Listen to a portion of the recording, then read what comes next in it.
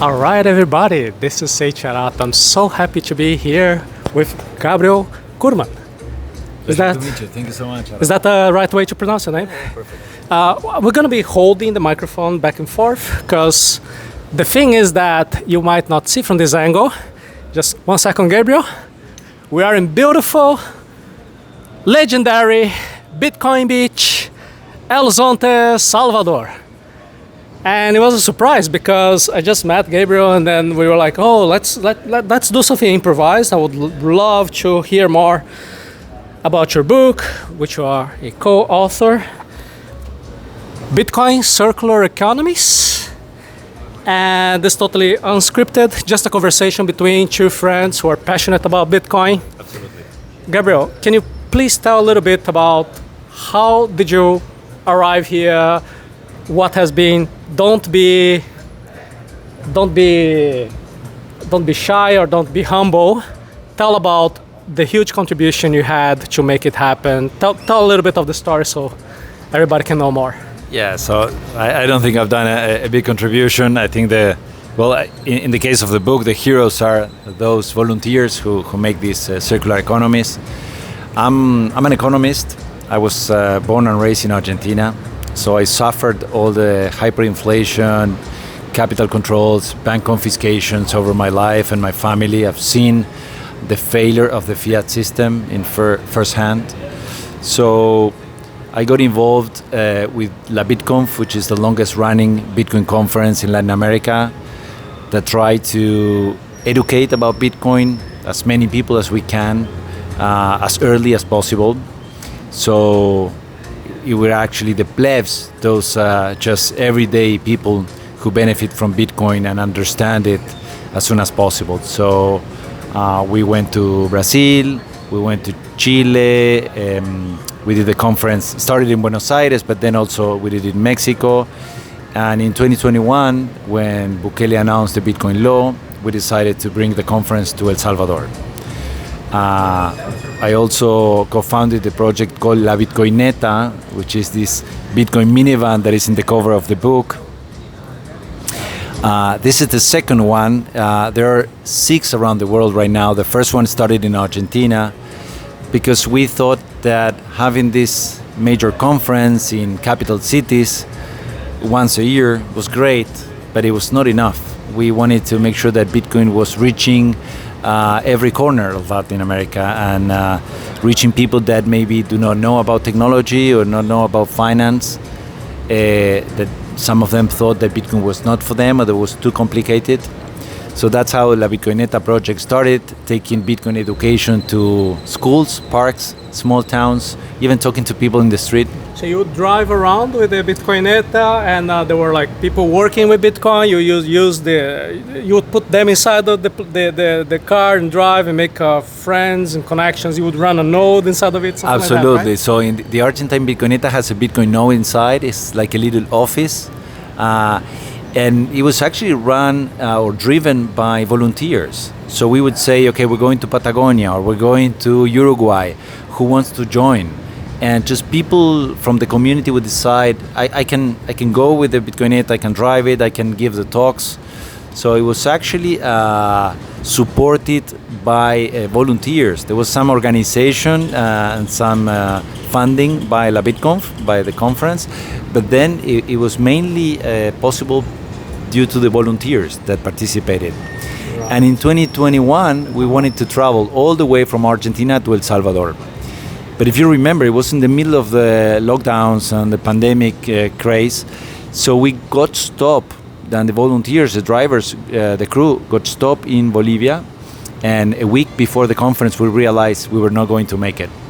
So we decided, like the same way that the honey badger doesn't care and can never be stopped, in the same way that Bitcoin cannot be stopped, we said we are going to reach El Salvador, no matter how. Question.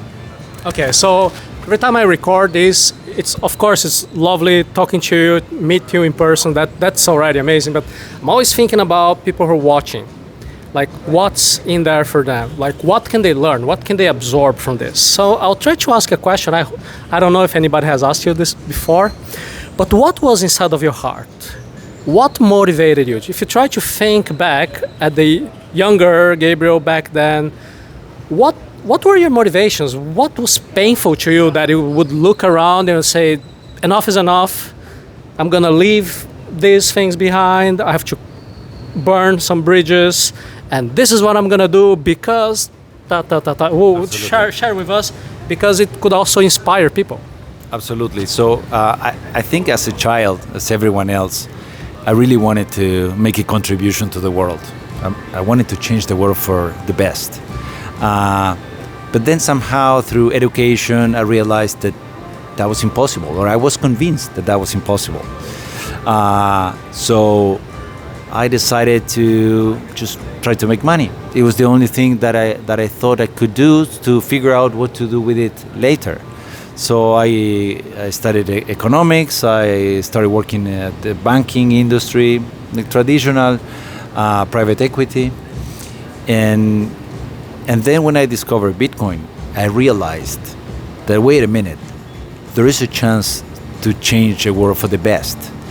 I understood, by learning Bitcoin, I understood all the failures and problems that the fiat system has, and how the people are being scammed and debased, how their economic energy is being absorbed and taken away from them through money printing and inflation without them realizing it.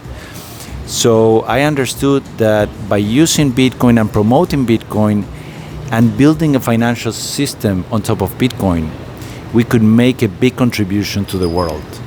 And that just blew my mind.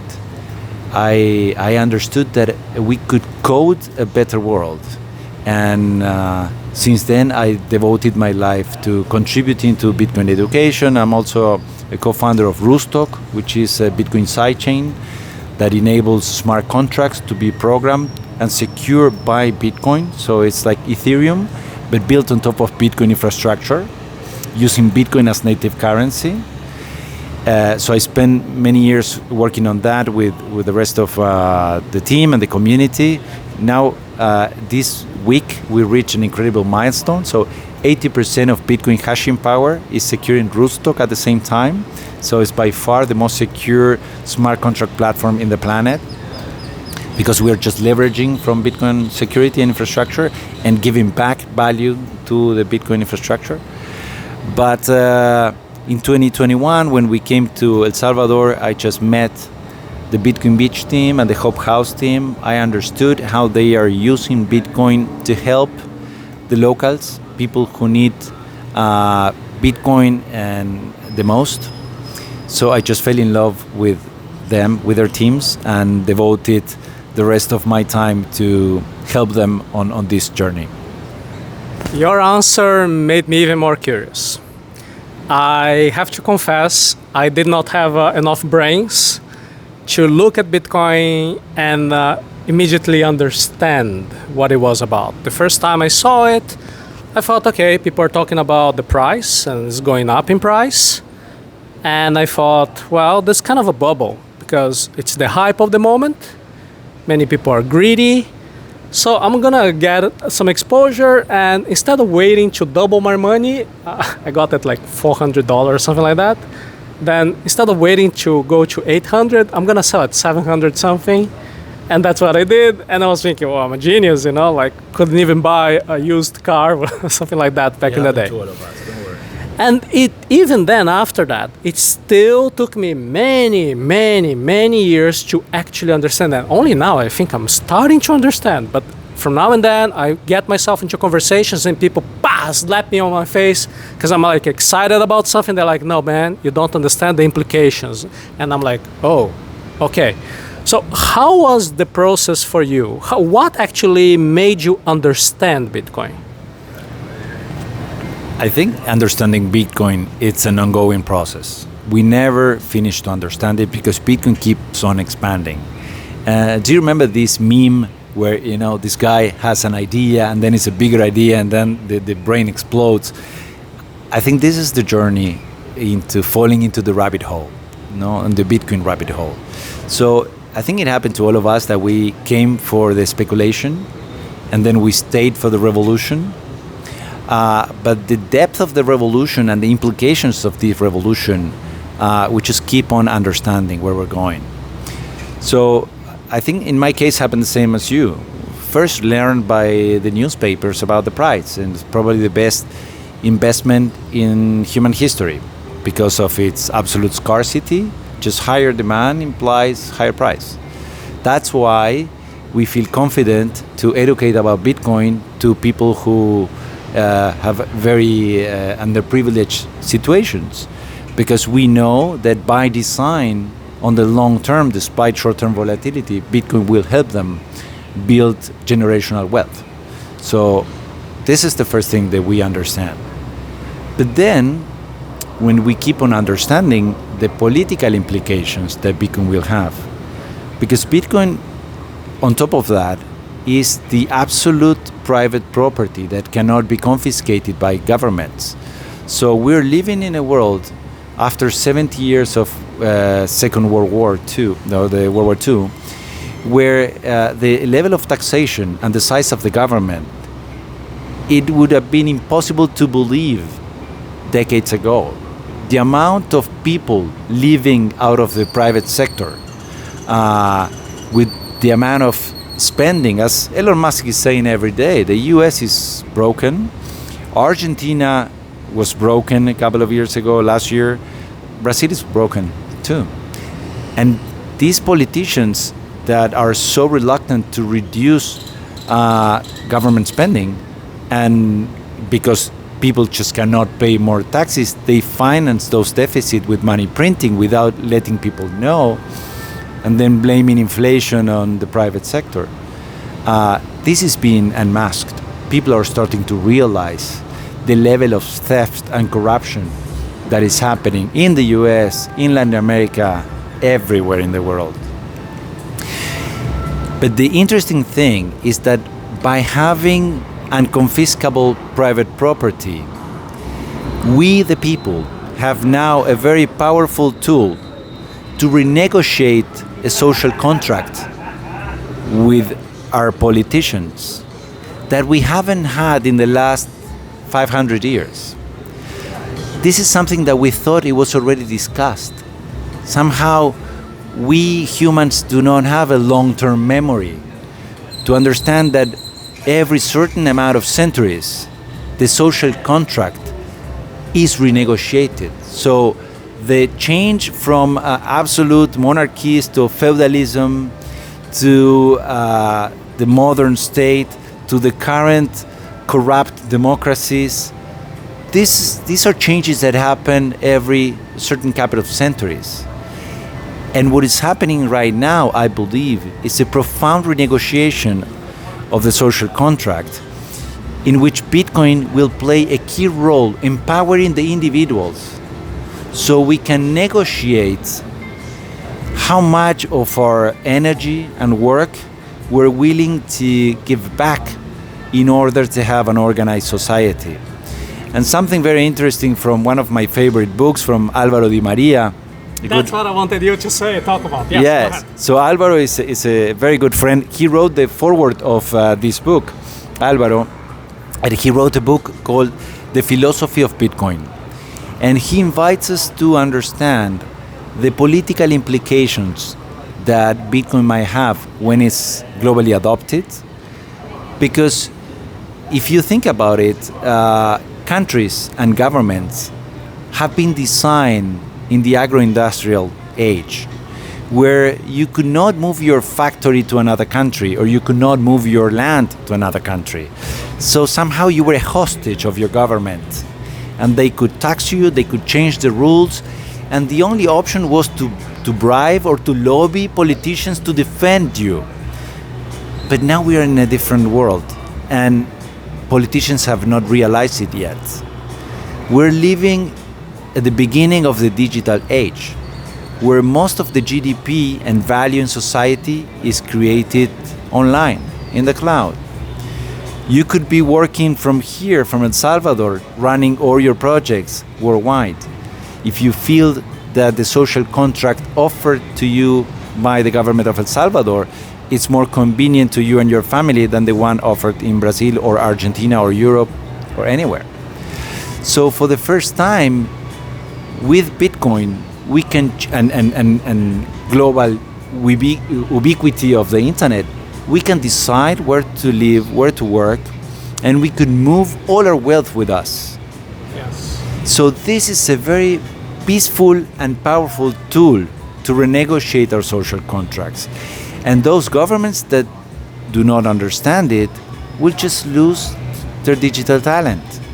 I know for a fact several Brazilians who are leaving Brazil right now because of the tax pressure that they are receiving and the lack of liberty to build their projects. This is so amazing. That's what we were talking about the other day, that it's the money of peace.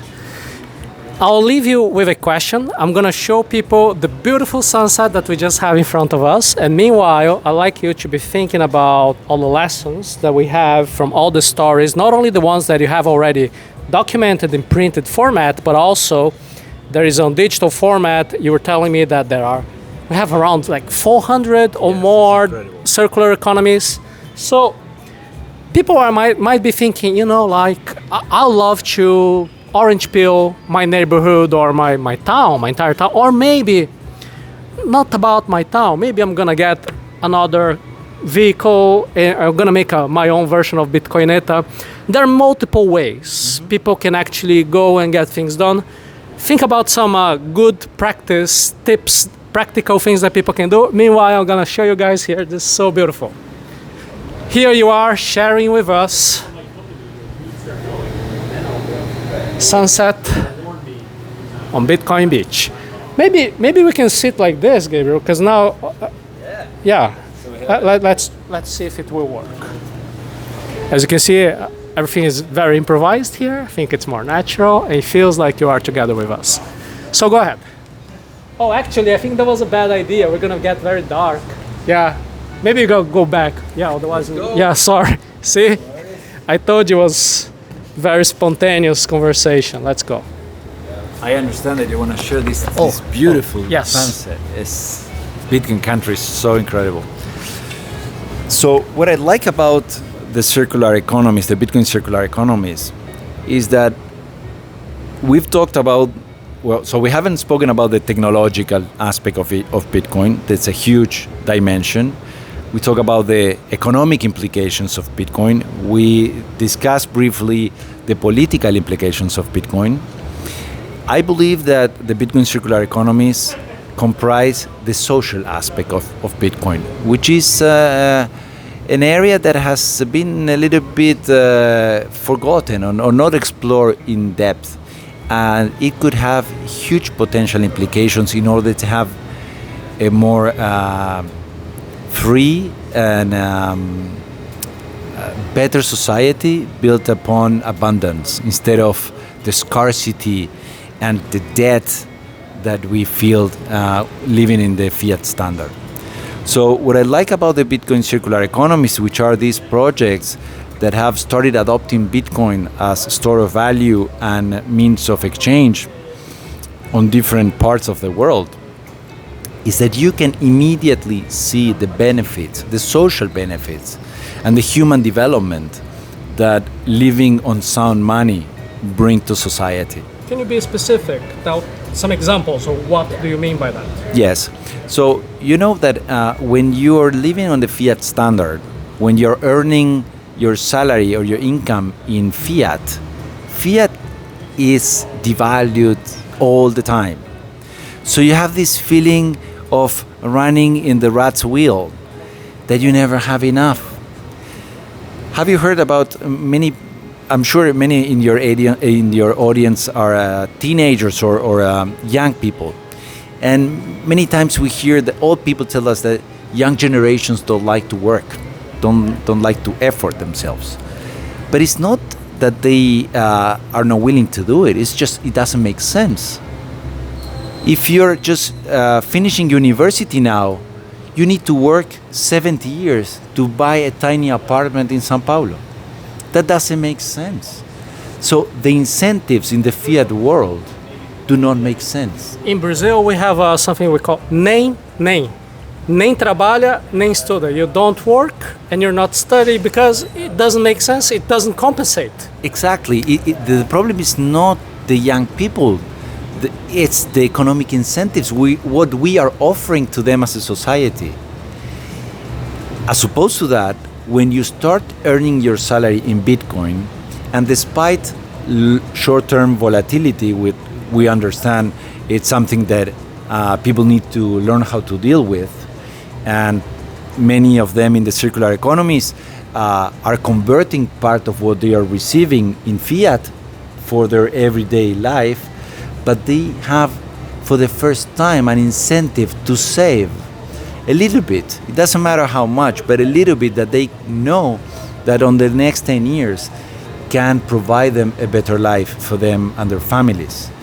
So what you see in Jericoacoara, where we have the first Bitcoin Circular Economy in Brazil, here in El Zonte, in El Salvador, then we also covered Costa Rica with Bitcoin Jungle, Bitcoin Lake in Guatemala, and one of my favorite, which is Bitcoin Ekasi in South Africa. It's a very poor town where through surfing and sports, they started paying the kids in sats to learn how to surf and become surf instructors, to learn English and become heads of tourism. They are also teaching them how to become lifeguards, so they can have an earning and a salary. And they immediately understand about saving and how consuming a bit less today can bring them great benefits in the future. This is what we call in the space reducing time preference. But sometimes sounds like a theoretical idea. You know, this thing that inflation makes you rush into consuming. If you save, let's say, $1,000, what would you do with it? You just go traveling, you just buy a new TV. It doesn't make sense to save it, because in 10 years, when you want to buy a house with that, the house will be worth 10 times more. That's why in Brazil it's very common. If you suddenly find some money, somebody gives to you, you get like a prize. The first question is, what are you going to buy with that? Because it doesn't even occur to people to try to save it, because you're like a fool if you try to save that money, because it's going to disappear. It's a melting ice. Yeah. So people react to incentives, and the fiat incentives are to consume it away. And we are a generation that we lost the concept and the idea of saving. Our grandparents were great savers. They would save every little coin for their kids to be able to go to university and to have a better life, and their grandkids to be able to afford a house. But now with the hyperinflation and the massive money printing that we're going across the globe, there's just no point in saving in fiat. But when you start living in a Bitcoin standard, when you earn your salary in Bitcoin, regardless how much it is, kids immediately understand the value of saving again, because it makes sense for them. And you know what? There are so many benefits beyond the financial and economic benefits, because when you think long term, suddenly you care about your community. So you start caring about human relationships. You care about your neighbor. Explain why. This is so interesting. Explain why. Because you're planning for the long term. In South Africa, the first shop in Ekasi that accepted Bitcoin had a fire. They lost all their products. So they almost went bankrupt. But they let the ecosystem know. And the global community donated for them to buy products again so they can start their business again. So this is the kind of help that you see in the Bitcoin ecosystem. Everyone helps each other because you can be the one that needs help in the future. So having a good relationship with your neighbor, building long-lasting relationships with your family, suddenly become a thing again, as we had a few generations ago. Suddenly you care about taking care of your community, picking up garbage, not polluting your water, because you are planning for the next 10, 20 years. In El Salvador, 5 years ago, the only dream that the youth had was to emigrate to the US. or become a gang member, because everyone was thinking short term. Now no one is thinking in living El Salvador. It's the land of opportunities, the most beautiful place in the world. And also they are thinking how to start their own business, what they're going to do with these savings in a couple of years when they are large enough, maybe start a shop, maybe start buy a car and start driving tourism. Everyone has this entrepreneurial spirit again. That's beautiful.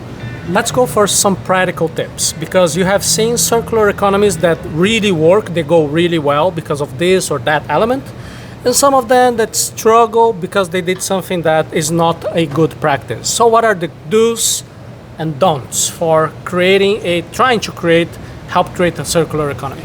Well, so the book is full of tips, not coming from myself, but coming from the actual founders of these circular economies. They have similarities, and at the same time, they are completely different. So one of the lessons I would say is that Bitcoin is not the end goal. Bitcoin is just a mean. The end goal is contributing to a better society, helping your community. So it's very important that you, who understand the problems and the strengths from your own community, adapt these ideas to whatever you guys need. So for instance, in Costa Rica, they already had expats, tech expats living in Costa Rica, many of them with sats already. So the problem there was not giving sats to the people, but letting them or facilitating how to spend them. So that was what the Costa Rica circular economy focused on. The issue in El Salvador and in Ekasi is completely different. They have very poor kids with no dreams and no hope. So they started working and thinking how to create job opportunities for them. Can you talk about Hope House? Yeah, so Hope House is where everything started here in El Salvador. It's a social project that found many kids living without fathers and without brothers, because many of them emigrated, they were in exile, or many of them became gang members or were victims of the gangs. So Jorge, Chimbera, and Mike starting playing like a father figure for them, giving them values, taking care to make sure that they were progressing at school, teaching them how to surf. They created the first lifeguard program. So many of them work as lifeguards now because of that project. They taught them English. They taught them computer science. And many of them are adults now, have works and jobs because of Hope House. And one day they received a mysterious donation, an anonymous donation in Bitcoin, but with the only condition that they do not convert those Bitcoins into sats, into fiat, but they distribute them in sats throughout the community. And that was exactly when the pandemic came. And here in El Zonte, the situation was really, really tough. Many people didn't even have to put a food on the table. So they started incentivizing the kids that didn't lose subjects at school, that continue going. They were teaching them at Hope House because the school was closed, and many of them didn't have a computer. So they kept helping them so no one lose the year at school, incentivizing them with sats, but being very cautious to not create a dependency. So many of the circular economies balance this very thin line on helping the community without creating dependencies. So they incentivize them to own their own future, to study a new skill, and to be able to provide a better future for yourself and your family, but without being dependent on giveaways, because giveaways can end, donations can disappear. So what many of these circular economies are working now is in how to move from a donation-based project into a sustainable project. Tourism is very important, so I would like to invite everyone in your audience to visit these circular economies, the ones that are appear in the book and all the others that are popping up around the world.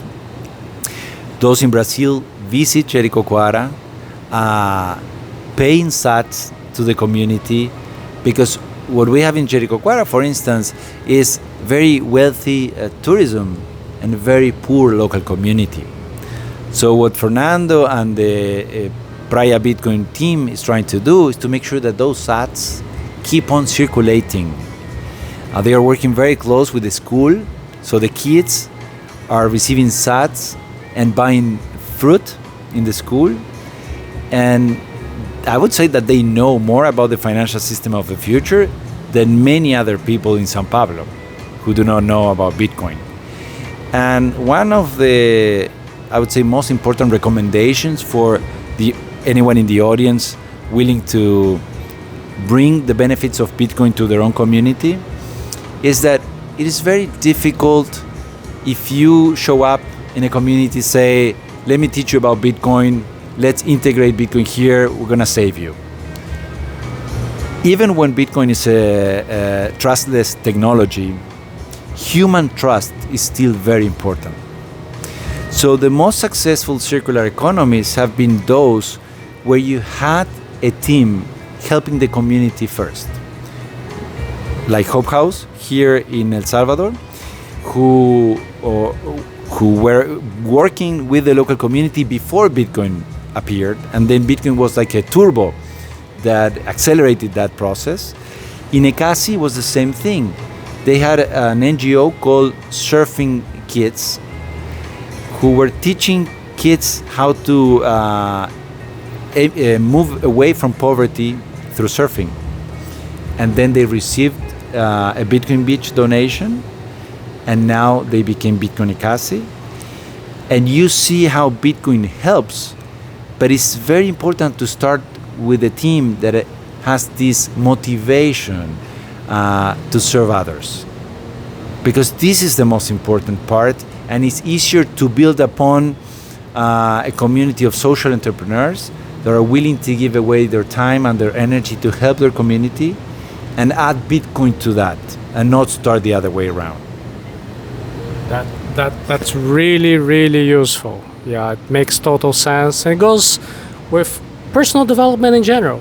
You give value first. Yeah. After that, you try to move ahead and do other things. This has been extremely nice. And now I'm gonna show again to you guys how we have the end of the sunset.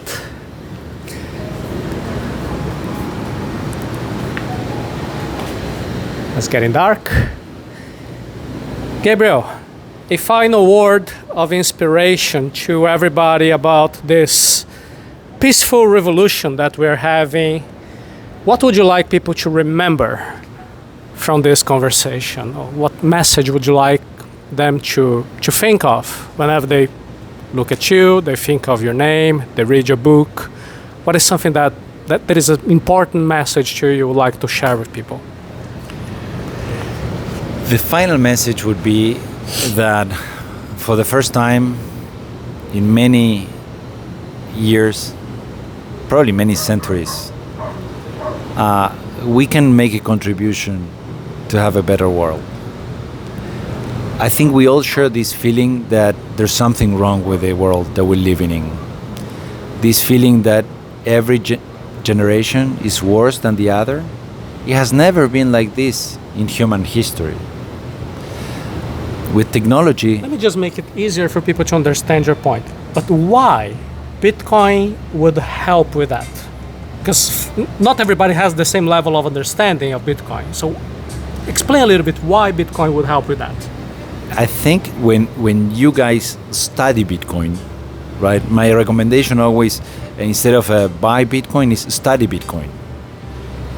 Once you study Bitcoin, you immediately understand the failures of the fiat system. Every single fiat currency that we had in the history of humanity has always failed. From the Song dynasties in China to the Roman Empire, all big empires always fell in the same way.